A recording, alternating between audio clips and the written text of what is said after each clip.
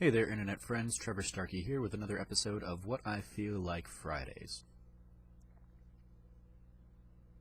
So when I was in high school, I was a senior in high school. I was dating a girl a couple years younger than me, and we went to a party at one of her friends' house, and she and a lot of the friends that were there were getting drunk, and I wasn't drinking or anything like that. I wasn't doing that at the time. So I was kind of the mature, responsible one. And that night was probably one of the most angry nights I've ever had in my life when I found out that one of the other guys at this party tried to rape one of the girls who was drunk. And at that moment, I tried to grab basically the nearest thing to me, which was a black light, if I recall correctly, and I was going to go smash it over the guy's head. But my girlfriend was like, no, don't make a scene, don't. And she calmed me down. And then, we got word that the girl whose house we were at, her father was coming home, and obviously this party shouldn't have been going on, definitely not with alcohol and all that stuff, and I made a stand and said, I'm not leaving anybody here while that prospective rapist is in the house. So eventually they were able to get him out, but he was out on the front lawn when the dad showed up, and so they basically had to hide me in a closet or something and sneak me out of the house. And one of the things that pissed me off so much was that this guy was some kind of diplomat's son or something like that, some bullshit like that meant that nothing was going to happen to him. Even if people had tried to report him or anything, nothing was going to happen to him. To this day, I couldn't tell you who the fucking guy was, but he was an asshole, and I wanted nothing more than to bash his brains in that night. Fast forward 6 years-ish, 5-6 years. I'm at a theater party at ASU, and some guy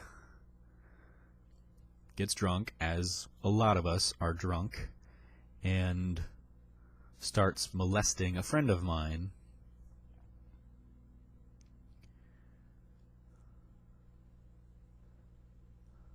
And I didn't find out until after the fact.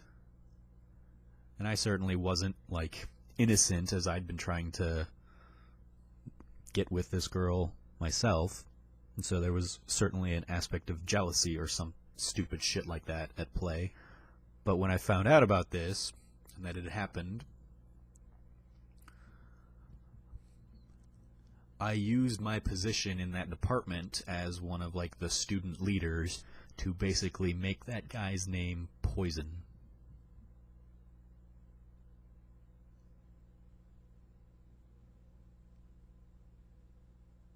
And there's a part of me that's proud of that. And there's a part of me that's ashamed by it.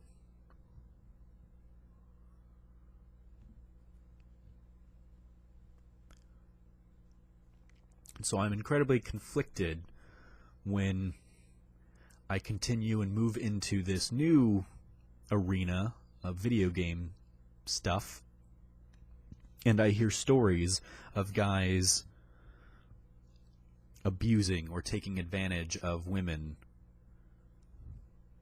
and friends of mine, or people I don't even know.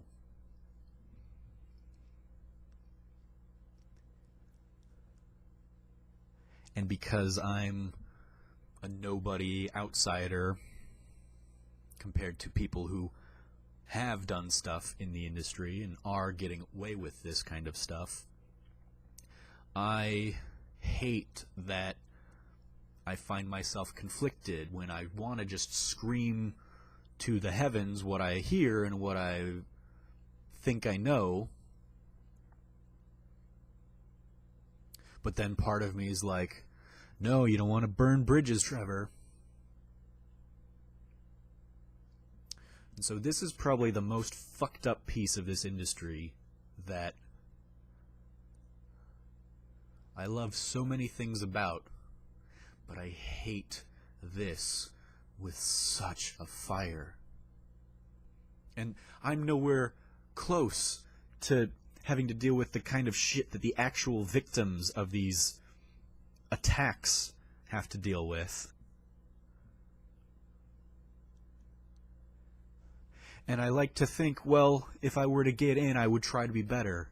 I would try to be the representative that I want to see in the industry. But the fact that I remain more or less silent here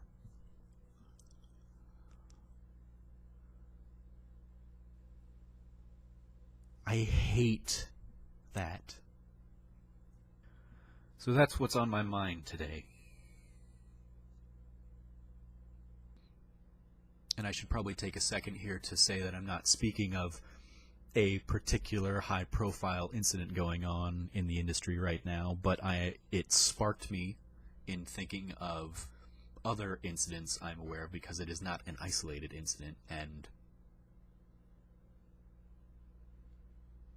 that sucks.